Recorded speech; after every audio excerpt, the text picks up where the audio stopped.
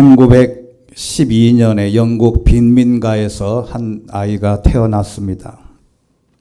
그 아이의 이름은 빅터 쉐리브리아코프. 이름도 참 어려운데 이 빅터라고 하는 이 아이가 어린 시절에 말투가 아주 어눌하고 학교 수업도 쫓아가지 못할 만큼 둔재였습니다. 이 바보라고 불리던 그는 15살에 결국 학교에서 자퇴합니다. 사회생활에도 적응을 못합니다. 그래서 많은 사람들이 주변에 있는 선생님이나 친구들이나 주변에 많은 사람들이 이렇게 말했습니다. 너 같은 지적 장애인은 공부해도 소용없어. 장사나 하는 것이 낫다. 이렇게 모질게 말을 했습니다. 그런데 이 어린아이가 17년 동안 자신이 지적 장애인인 줄 알고 지적 장애인처럼 활동을 하고 살았답니다. 회사에서도 해고되고 떠돌이 막노동꾼으로 생계를 이어갔습니다. 이 빅터라고 하는 아이는 끝없이 자신을 바보라고 자책합니다. 그러던 차에 2차 세계대전이 일어나자 이 빅터가 군대에 자원 입대했습니다. 입대를 하게 되면 여러 가지 검사도 하는데 지능 검사를 하게 됐답니다. 그런데 이 빅터가 그 당시에 육군이 실시한 이 IQ 검사에서 역사 이래 최고의 수치인 IQ 178을 얻습니다. 이것은 완전히 천재 중에 천재인데 자신이 IQ를 확인한 이 빅터는 17년간 자기의 삶을 180도 다른 생활을 하기 시작합니다. 더 이상 그는 지적 장애인이 아니라 천재처럼 행동하기 시작했습니다. 수많은 책을 썼고 특허를 내고 기업가가 됐습니다. 그리고 IQ 132 이상만 가입할 수 있는 멘사 클럽에 가입을 하게 됩니다. 이 빅터는 멘사에서도 뛰어난 리더십을 발휘해서 17년간 바보로 살아온 그는 1953년에 상위 2% 두뇌들만 모인다는 멘사의 최고 경영자와 명예회장까지 지내게 됩니다. 1977년 멘사에서 만든 퍼즐이 잡지에 게재되면서 회원가입 신청자 수가 늘어나자 그는 가입 절차를 체계화시켜 입회 시험을 만들고 멘사는 빅터의 눈부신 활약으로 100여국의 11만 명의 회원을 가진 집단이 되게 됐습니다.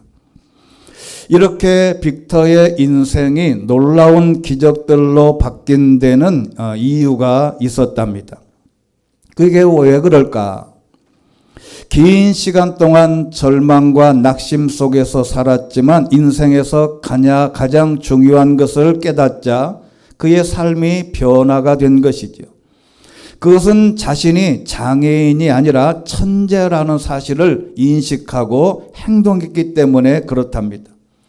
많은 심리학자들이 이 연구 논문을 발표하고 과연 이 사람이 지적 장애인처럼 활동하던 바보가 어떻게 천재가 됐는지 이것을 한마디로 이렇게 정의를 했습니다. 자기가 어떤 사람인지 그리고 자신의 존재를 정확하게 파악할 때 그에 걸맞는 삶이 시작되기 때문이다. 여기 영어로 되어 있는 being과 doing은 이 신학에서도 그렇고 철학에서도 그렇고 심리학에서도 굉장히 중요한 단어예요. 이 being이라고 하는 것은 자신의 존재입니다. 내가 누구인지를 아는 거예요. 이 빅터 쉐리브리아코프가 자신이 지적 장애인이라고 자기의 존재를 아예 규정을 해버린 거죠. 그래서 주변에 누군가가 너는 바보야 그러면 내가 바보가 아닌 것을 거부하고 내 존재를 새롭게 해야 되는데 사람들은 널 바보야 그러면 자기가 바보인 줄을 압니다. 그래서 자기 존재, 자기 신분, 자기의 존재를 정확하게 깨닫고 믿음으로 시작하는 사람들에게는 놀라운 일들이 일어난다는 것이 성경적인 원리인데, 그게 바로 대표적인 사람이 여호수아와 갈렙입니다. 이스라엘 백성들이 애굽에서 나와서 광야에서 들어가기 전에 12지파에서 한 사람 청년들을 뽑아가지고 12명을 가나안의 스파이로 보냅니다. 가서 그곳의 정체를 알아보고 모든 환경을 알아보고 건물이나 이런 것을 다 그려서 와서 우리가 들어갈 때 전쟁에 용이하도록 판단하고 와라 보냈는데 12명이 갔습니다.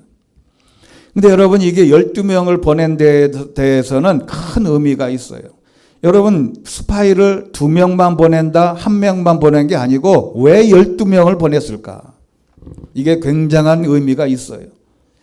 한두 사람의 시각으로 바라본 모든 시각과 12명이 바라본 시각이 딱 나뉘었는데 10대 2로 나뉜 거예요. 10명은 와서 하는 말이, 우리는 도저히 우리의 존재를 규정하기를 우리는 가나안 땅을 정복할 수 없다. 가보니 아말렉 자손이나 거인들이 있고 이미 칠족속들이 가나안 땅에 확고하게 자리 잡고 있으니 우리는 전쟁할 필요도 없고 우리는 안 된다. 10명이 가서 그렇게 백성들 앞에 보고할 때 많은 백성들이 그 이야기를 듣고 밤새도록 울었어요. 우리는 이제 광야에서 이제 먹을 것 없이 농사도 못 짓고 여기서 이제 한마디로 말하면 우리 국가가 멸망했다. 이제 끝이다.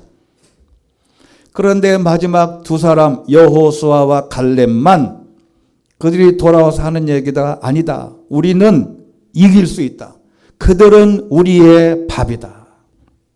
한번 따라해 보겠습니다. 시작. 그들은 우리의 밥이다. 자기 존재를 확고하게 그렇게 생각을 했던 거예요.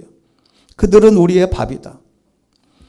그런데 여러분, 이 사건 때문에 밤새도록 10명의 이야기를 듣고 밤새도록 울었던 사람이 누구냐면, 그 울었던 사람들은 가나안 땅에 못 들어갔어요. 20세 이상 된, 이 시점으로 20세 이상 된 모든 사람이 한 사람도 가나안 땅에 못 들어갔어요. 모세도 못 들어갔습니다.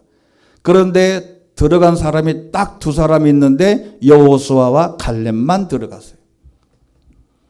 여러분, 10명의 이야기를 듣고 밤새도록 울었던 사람에게 가나안을 못 들어가게 한 이유가 뭐냐면 자기 존재가 이미 허트러진 거죠. 여러분, 그래서 신앙을 가질 때 20세 이상 됐을 때 신앙을 가진 사람은 더 열심히 하라는 말이 있어요. 왜냐하면 20세 이전에 신앙생활 했던 사람과 20세 이후에 신앙생활 했던 사람하고는 차이가 엄청나다는 거지. 그래서 애굽에서 나온 사람들, 당시에 20세 이상 된 이스라엘 백성들은 다 40년 동안 광야에서 죽습니다. 그리고 광야에서 태어난 사람, 애굽에서 나올 때 20세 미만의 청소년들만 가나안 땅에 들어가요. 40년이 지났으니까 19살에 나온 사람은 59세 때 들어간 거죠. 광야에서 태어난 사람은 얼마든지 다 들어갔고. 왜 그러냐? 이것 때문에 그래요. 자기 존재 자체를 하나님의 말씀보다 다른 사람의 여론이나 다른 사람의 생각의 지배를 받는 것은 하나님의 뜻에 맞지 않다. 그래서 그들은 우리의 밥이라 긍정적인 보고를 했던 이 여호수아와 갈렙이, 여호수아는 지도자로, 갈렙은 먼 훗날에 산지를 내게 주소서 80세가 넘었음에도 불구하고 엄청난 일을 감당하다가 자연사합니다. 여러분, 하나님은 내가 인간의 머리로 생각하는 것보다 훨씬 더 높고 훨씬 더 깊고 크고 놀라운 계획을 갖고 있다는 사실을 오늘 본문을 통해서 깨닫게 됩니다. 여러분, 오늘에 있는 이 본문은요, 에베소 교인들을 위한 사도 바울의 기도문이에요. 사도 바울이 어떻게 기도했나 봤더니 교인들을 위해서 이런 기도를 했어요. 한 내용 중에 3장 16절에 있는 말씀입니다. 하나님께서 여러분에게 그분의 영광의 풍성을 따라 성령으로 인해 여러분의 속사람을 능력으로 강건하게 해달라 기도한 것이죠. 여기 풍성이라고 하는 말은요, 플루토스라고 하는 헬라어에서 온 말을 풍성이라고 번역했는데, 이 말은 더 정확한 말은 재산이라는 뜻이에요. 이게 무슨 얘기냐면 하나님의 그분의 영광의 재산, 그러니까 하나님은 풍성한 재산을 많이 가지고 있다는 겁니다. 하나님이 가지고 있는 그 풍성한 재산, 풍성함을, 가치 있는 물품, 풍성한 재산을 이 하나님에게는 이런 놀라운 풍성한 것들로 차지하고 있는데, 바로 우리의 풍성함은 하나님의 부요함, 부자됨으로부터 시작된다는 거죠. 한마디로 말하면 하나님은 부자이기 때문에 하나님을 믿는 저와 여러분은 금수저다, 이 말이에요.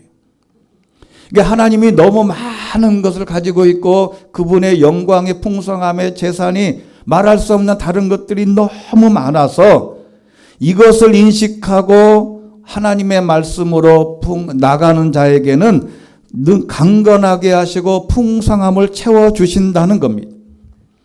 여러분, 이것을 인식하는 게 중요해요. 하나님은 부자다. 하나님은 놀라운 것들을 가지고 있다.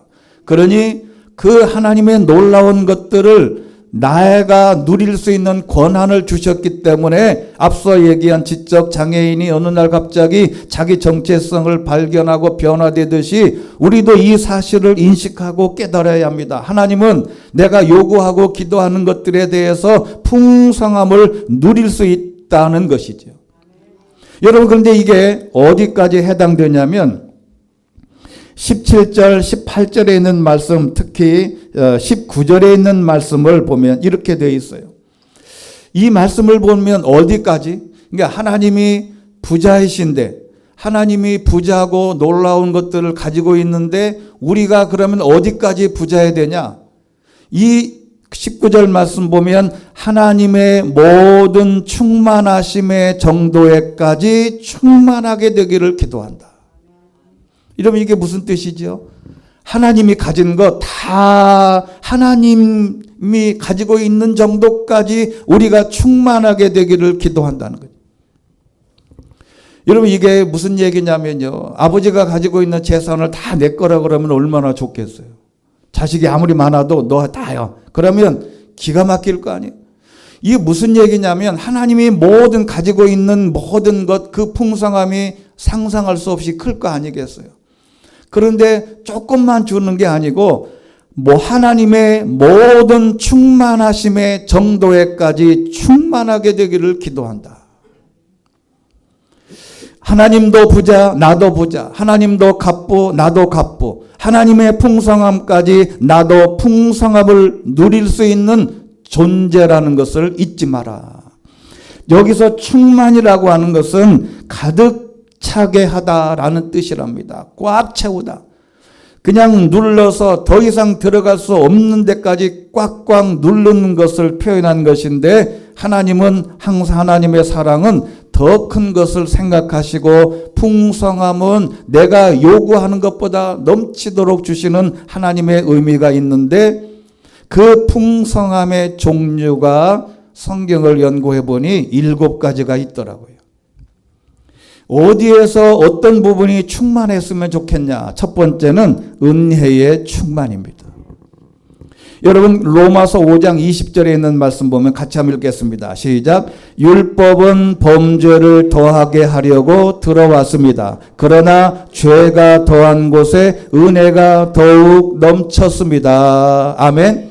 여기서 율법과 은혜를 대비시키는데, 율법은 범죄를 더하게 하려고 들어왔다. 더 심한 말로 말하면 이 율법은 죄를 짓는데 죄의식을 많이 가져요. 여러분, 범죄인들이, 강도 살인한 사람들이, 평범한 사람들이 죄를 짓지만 이 사람들이 양심의 가책을 받아가지고 죄를 짓고 나서 굉장한 죄책감에 시달린다고 합니다.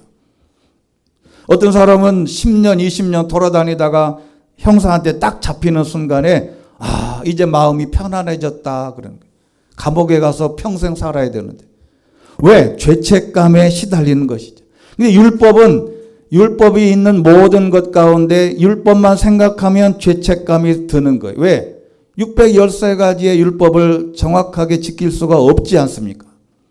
그래서 문제는 우리에게 은혜가 넘치려면 내가 죄인임을 깨닫고 고백할 때 하나님의 은혜는 충만하게 되는 것입니다. 이게 무슨 말이냐면 내가 하나님 앞에 죄인이라고 고백하면 할수록 은혜는 커지는 거죠. 내가 하나님 앞에 나와서 눈물의 양만큼 내가 철저하게 죄인이라는 것을 고백하면 할수록 하나님의 은혜는 점점 더 커지는 거죠. 우리의 은혜가 충만하게 되려면 내가 죄인임을 깨닫고 주일날 주회전에 나와서 고백의 기도를 할 때 철저하게 내가 죄인이라는 사실을 정말 깨닫고 고백하고 철저하게 자신을 자책하면 비로소 하나님의 은혜가 충만하게 임하게 될 줄로 믿습니다. 두 번째는 용서의 충만입니다. 용서에는 두 가지가 있어요. 하나님이 나를 용서한 것과 내가 나한테 잘못한 사람들을 용서하는 것이죠. 먼저 하나님의 용서입니다. 이사야서 55장 7절 말씀 같이 한번 읽겠습니다. 시작. 죄를 지은 사람은 그 길을 버리고 나쁜 짓을 저지른 사람은 그 생각을 버리라. 그리고 여호와께로 돌아오라. 그러면 그가 불쌍히 여기실 것이다. 우리의 하나님께로 돌아오라. 그가 너그럽게 용서하실 것이다. 아멘. 죄에 대한 용서는 어떤 것이라도 용서합니다. 성경에 보면 탕자의 비유가 있는데요. 탕자가 돌아왔을 때, 집 나간 탕자가 돌아왔을 때 아버지가 한 그 상황은 아무것도 묻지 않았어요. 재산 팔아서 가지고 갔는데 어디에 썼냐, 누구하고 놀았냐, 어디에서 술 먹었냐, 어디에서 뭐 했냐, 어떤 친구를 사귀었냐, 너 왜 돌아왔냐, 앞으로 잘할 거냐, 아무 말도 하지 않고 그냥 받아들였어요. 여러분, 용서는 말도 안 하는 게 용서입니다. 내가 널 용서해 지금부터. 그럼 용서 안 한다는 거지. 너 지금부터 내가 너 용서할게. 그러면 그 용서하는 게 아니야. 용서는 아예 처음부터 말을 하지 않는 거죠. 여러분, 제가 성경을 보다가 희한한 걸 발견했어요. 그게 뭐냐면 다윗이라고 하는 왕은 이제 전쟁과 모든 걸 통해서 드디어 정상의 궤도에 올랐어요. 그래서 왕이 되고 나라가 평탄해졌어요. 그래서 전쟁터에 늘 나가서 이 다윗은 앞장서서 전쟁을 했는데 그날은 전쟁터를 백성들을 군인들을 보내놓고 본인은 집에서 낮잠을 잔 거예요.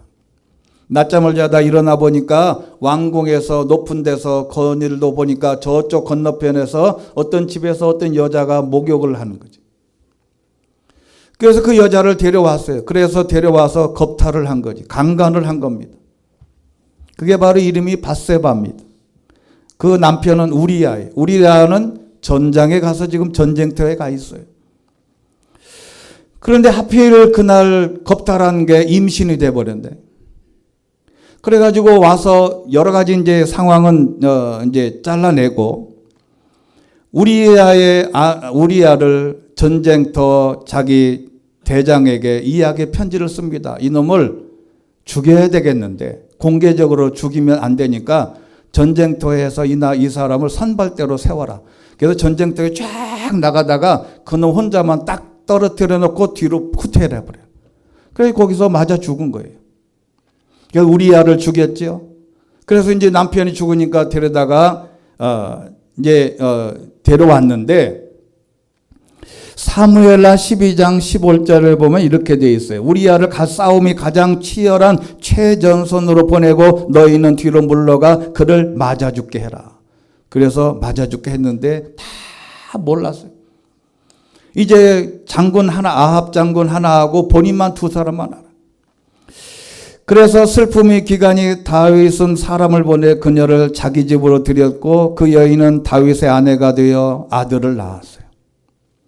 그 다윗이 한 일은 여호와께서 보시기에 악했다.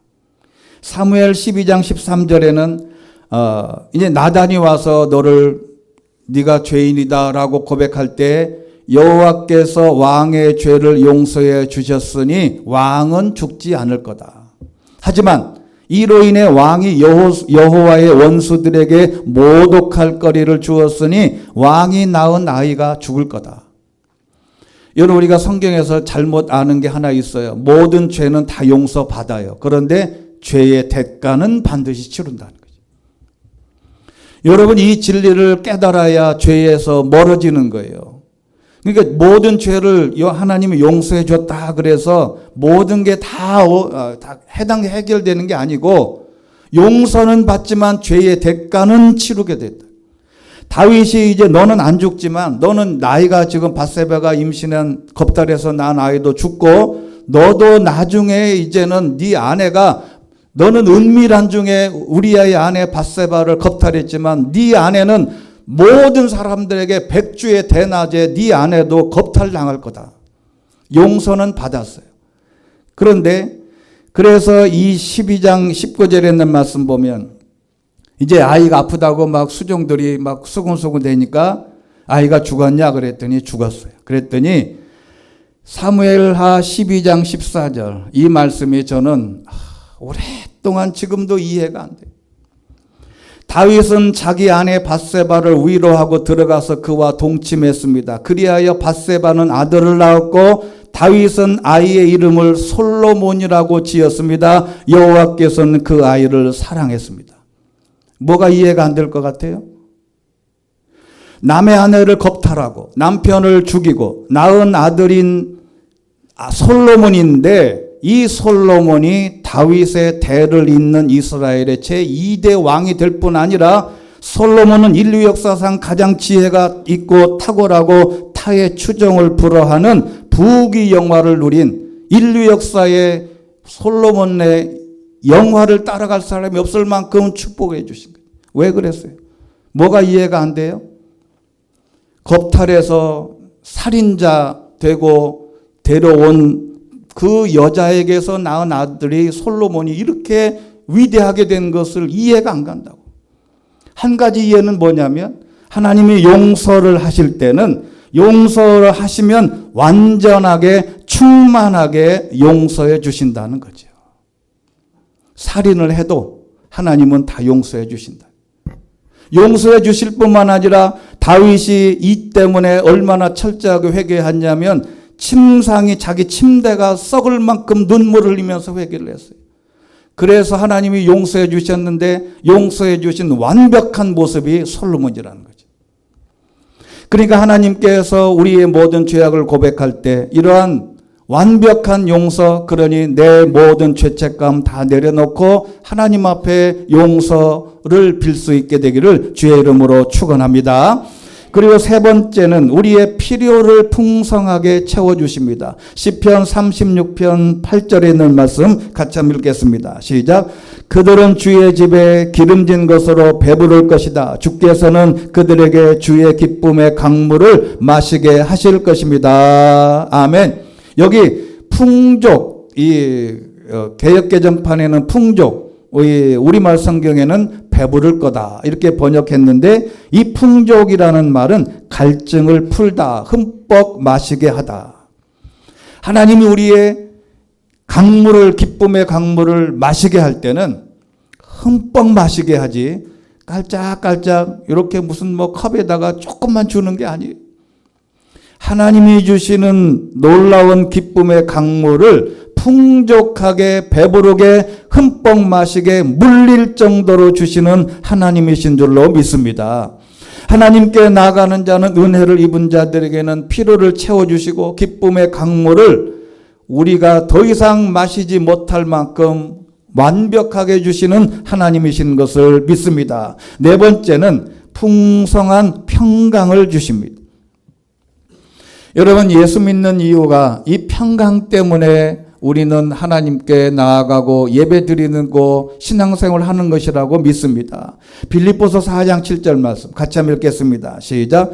그리하면 모든 생각을 뛰어넘는 하나님의 평강이 그리스도 예수 안에서 여러분의 마음과 생각을 지켜주실 것입니다. 아멘. 여기 지켜주시다는 말은 보초서다 이런 말이에요. 하나님이 여러분 우리의 생각이 하루에도 몇 번씩 나쁜 생각이 들어오잖아요. 아이고 나 이거 큰일 나겠네. 나 이것 때문에 우리 집 큰일 났어. 이게 직장 생활하다가 여러 가지 일들로 인하여 우리의 생각이 복잡해져요. 막 이 사람의 다른 생각들이 막 들어와요. 너는 지적 장애인이다. 막 들어올 때 하나님이 내 생각과 마음의 앞에서 딱 보초를 세워서서 들어오는 생각을 다 치워주는 거죠. 달성하기 위해 유지하도록 감시하고 보호하시는 하나님의 능력, 하나님은 우리의 마음과 생각을 지켜 평강으로 인도하시고 평강으로 충만케 하시게 되기를 주의 이름으로 축원합니다. 하나님의 놀라운 은혜는 이미 내 생각에 나쁜 생각이 들어와서 자리를 잡고 틀면 이게 알을 까고 열매를 맺으면 생각이 점점 커져서 이제는 조그마한 것들이 나중에는 너무 커져서 그냥 생애를 마감하는 예도 많습니다. 그 다음에 다섯 번째는 생명을 풍성히 얻게 하신다. 이것은 구원과 연관되어 있는 구절인데 요한복음 10장 10절입니다. 같이 읽겠습니다. 시작. 도둑은 훔치고 죽이고 멸망시키려고 온다. 그러나 내가 온 것은 양들이 생명을 얻게 하되 더욱 풍성하게 얻게 하려는 것이다. 아멘. 여기 생명이라고 하는 말은 조회라고 하는 말인데 이게 구원이라는 말이죠. 예수 믿으면 구원이 완벽하게 이루어지는 거죠. 이 생명은 말씀 되신 그리스도를 통해 하나님께 속한 완전한 생명, 바로 구원인데요. 이 풍성은 앞에서 말한 모든 것들대로 똑같습니다. 예수님은 우리의 구원의 문제를 해결해 주시기 위해서 충만하신 분이심을 우리가 고백해야 된다는 것이죠. 이 생명을 얻기에 풍성, 충만, 부족함이 없다는 것이 성경의 원리입니다. 그 다음에 여섯 번째는 자랑거리가 많게 하십니다. 빌립보서 1장 26절 같이 한번 읽겠습니다. 시작. 내가 여러분에게 다시 갈 때 나로 인해 그리스도 예수 안에서 여러분의 자랑거리가 많아지게 하려는 것입니다. 할렐루야. 믿는 사람들에게는 자랑거리가 풍성하게 하신다. 여러분, 풍성하게 하신다는 말은 앞에 있는 말하고 똑같습니다. 앞에 있는 구원의 문제를 풍성하게 하신다는 단어가 똑같아요. 어떤 수나 양 또는 필요를 초과하는 것인데, 여러분 일주일간 신앙생활하면서 혹시 여러분 안에 자랑거리가 있지요? 이번에 우리 아들이 어떤 대기업에 취업했는데 요즘에는 자랑거리가 많아요. 그래서 SNS 들여다보면 요즘에는 이제 이렇게 이제 입학 시절이 되면요. 어떤 사람은 대학 입학식 사진을 찍을 때 그냥 이화여자대학 들어간 사람은 이화여자대학이 뒤에 딱 나오도록 가서 딱 사진을 찍어가지고 딱 올려. 본인이 이상하게 시답지 않은 대학을 들어갔다 생각하면 그걸 안 하고 그냥 외딴 데 가서 사진 찍어가지고 대학 졸업했다고 올려. 하버드에 들어갔다.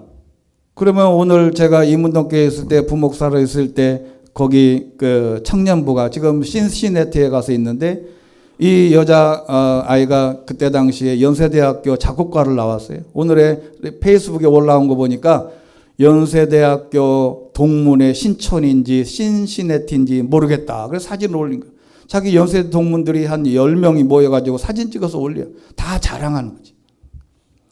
여러분 이 자랑이 어떻게 보면 교만하다고 생각하지만 그렇지 않아요. 하나님의 사람들에게는 내가 이렇게 하나님께 기도했더니 내 병이 나았다. 내가 이렇게 기도했더니 결혼도 잘했다. 아이도 낳았다. 우리 손자 손녀들 잘됐다. 이렇게 자랑거리가 많게 되는 게 성경의 원리라는 거죠.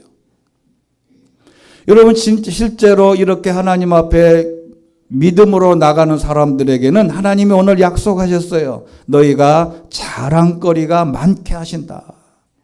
저와 여러분에게도 여러분 가정에도 이런 자랑거리가 넘치게 되시기를 주의 이름으로 축원합니다. 마지막 7번째는 모든 능력이 넘치게 하신다. 골로새서 1장 11절 시작. 하나님의 영광의 권능을 따라 모든 능력으로 힘있게 돼 기쁨으로 모든 것을 참고 견딜 수 있게 되기를 기도합니다. 아멘. 여기 능력은 디나미스라고 하는 다이나마이트라고 하는 단어가 나온 디나미스라고 하는 헬라어입니다. 이것은 강한 힘인데 하나님의 권능, 하나님의 힘으로 너희를 힘있게 하신다. 여러분 우리가 사실은 핸드폰을 갖고 다니지만 이게 하루만 지나면 자꾸 배터리가 닳잖아요. 이게 그 1년 지나면 예전 같지 않고 오래 못 가고 다운되고. 여러분 우리가 매번 와서 매일같이 충전하듯이 하나님께서 우리에게 힘을 더하시는 그 충전하는 시간이 예배 시간이고 기도 시간이고 찬양 시간이에요. 그래서 하나님께 와서 예배하고 말씀을 읽고 찬양하고 기도하면 하나님이 주신 그 하나님의 디나미스의 폭발적인 힘이 내 힘이 되는 것, 즉 충전하게 되는 것입니다. 그래서 유명한 이사야서 40장 31절 말씀 이렇게 됩니다. 시작. 여호와를 바라는 사람들은 새로운 힘을 얻을 것이다. 독수리가 날개치면서 솟구치듯 올라갈 것이고 아무리 달려도 지치지 않고 아무리 걸어도 피곤하지 않을 것이다. 할렐루야. 우리는 예배하고 말씀 듣고 찬양하고 기도하면 이러한 새로운 힘을 얻게 돼서 예배당 문을 나설 때 나도 모르는 강력한 힘이 충전돼 나가는 것이라는 것을 우리가 믿음으로 고백하고 자신의 정체성을 정의해야 된다고 믿습니다. 어느 학자가 이런 말을 했어요. 이런 말을 하는 걸 들어보면 여러분 이제 그 영상에 있는데 한국 사회를 계란에 비유하면 껍질은 현대인데 잘 새겨 들어보세요. 이게 유명한 학자가 우리나라를 진단한 모습이에요.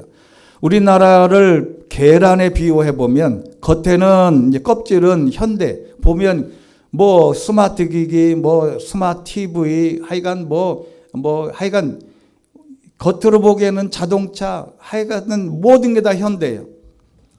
현대라는 말이 그룹 현대가 아니고 그냥 우리가 누리고 있는 모든 현대적인 상황을 말하는 거죠. 흰자위는 관에 흰자위가 있죠. 여러분 계란이 병아리가 될 때 어떤 부분이 병아리가 되는지는 아시죠? 나는 처음에 어릴 때부터 노란자가 나는 병아리가 되는 줄 알았어요. 여러분 노란자가 병아리 되는 게 아니에요. 흰자가 병아리 되는 겁니다. 근데 이 흰자는 뭐냐면 유교적인 중세, 즉 유교적인 사상이 꽉 차 있어요. 여러분 장례만 나보세요. 다 유교식으로 해요. 기독교인도 유교식으로. 노른자 가장 핵심적인 가운데는 무속의 고대다. 외형만 근대 국가일 뿐 근대 이전의 조선으로 회귀했다. 그래서 제가 이 구절을 보고 이렇게 제가 신앙의 모습으로 생각을 해봤어요. 저는 한국교회 성도들로 비교해보면 신앙의 껍질은 다 기독교인이고 예배 형식도 모든 게 다 기독교인 같은데 그 안에 흰자는 유교가 지배해요. 기독교인들도 똑같습니다. 사고방식이나 삶의 패턴은 여전히 유교적인 사고방식을 갖고 있습니다. 노른자에 해당하는 신앙적인 요소는 핵심적인 말씀에 있는 게 아니고 무속이 자리하고 있는 경우도 많다는 거죠. 벌써 25년 전에 목회와 신학이라고 하는 잡지에서 한국에 있는 기독교인들을 다 조사를 한 적이 있어요. 그때 질문 요소 중에 당신이 기독교인인데 점을 보거나 무당을 찾아간 적이 있냐 물었어요. 그랬더니 그때 당시에 84%가 그렇다 그랬어요. 예수 믿는다고 하면서 어려움이 있으면 교회로 안 달려오고 옆에 있는 사람이 야 내가 가봤는데 저기 용한 점쟁이 있어. 한번 가볼래? 그럼 기가 솔깃해가지고 오늘은 교회 와서 예배드리고 내일은 점쟁이 찾아가는 거죠. 여러분 이런 게 왜 그럴까? 겉과 속이 모두 기독교적 성경적 신앙으로 바뀌려면 이러한 풍성함을 말씀으로 채워야 된다는 겁니다.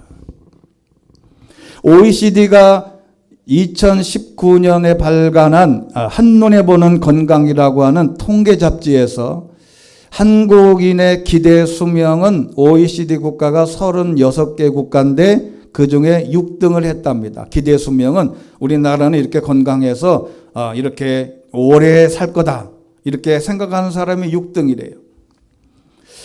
그런데 스스로 건강이 좋다고 생각하는 비율은 29.5%, 꼴찌에 해당하는 것만 자기는 건강이 좋다고 생각하는 비율은 30%도 안 돼요. 한국은 우울증 세계 1위고요. 자살률 세계 1위입니다. 오늘 하루도 이 36명이 자살합니다. 지금 오늘도 36명이 어디선가 자살했어요. 우울증이 세계 탑입니다. 한국인은 왜 이런 비관적인 인식을 가진 걸까? 왜 그럴까? 기독교적인 신앙의 뿌리, 성경적 뿌리가 내리지 않기 때문이라고 해석할 수밖에 없어요. 결론입니다. 무속과 유교, 삶의 방식이 여전히 조선시대에 머물러 있기 때문에 백성들, 국민들이 불안해하고 삶의 질이 나아지지 않는 것입니다. 오로지 한 길은 말씀의 뿌리를 깊이 내리는 것뿐, 우리는 말씀으로 이런 풍부한 하나님의 능력을 힘입어 무장하면 더 풍성한 열매를 맺고 우리의 삶이 풍성해질 줄로 믿습니다. 우리는 예수를 믿고 교회에 나오고 말씀의 뿌리를 내리면 우리 7가지 같이 한번 크게 한번 읽겠습니다. 첫째, 그러면 여러분이 그 다음을 읽는 거예요. 시작. 첫째, 둘째, 셋째, 넷째, 다섯째, 여섯째, 일곱째,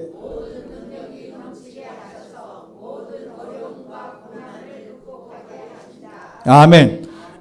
이 7가지를 마음에 새기고 풍성한 은혜를 누리기를 다짐하고 정체성을, 너는 지적 장애인이라는 말을 듣고 살았던 그가 어느 날 갑자기 자기는 천재라고 느꼈듯이 오늘 이 시간 내 삶이 퍽퍽하고 내 삶이 부족한 것 같고 내 삶이 여기서 끝난 것 같은 사람들일지라도 이런 말씀으로 풍성하게 하시는 하나님을 믿고 오늘도 나가게 되면, 우리가 이 모든 은혜를 누리게 되면 모든 우울증도 모든 질병도 우리 삶의 모든 부분에 풍성하게 하나님이 채워주실 줄로 믿습니다. 이 같은 은혜가 함께할 수 있게 되기를 주의 이름으로 축원합니다. 전능하시고 자비로우신 하나님 아버지, 우리는 이 땅에 살아가면서 절망하고 좌절하고 포기하고 싶고 인생을 끝내고 싶은 사람들이 너무너무 많습니다. 그럼에도 불구하고 우리가 하나님의 말씀에 뿌리를 내리고 하나님이 우리에게 주시고자 하는 풍성한 은혜를 누리며 하나님이 우리에게 주시고자 하는 그 놀라운 것들을 받아 누릴 수 있는 자격에 있는 하나님의 백성들이라는 것을 깨닫고 인식하고 내 존재를 하나님의 자녀로 깨닫고 오늘도 믿음으로 승리하는 저희들 되게 하여 주시옵소서. 예수 그리스도 이름으로 기도드리옵나이다. 아멘.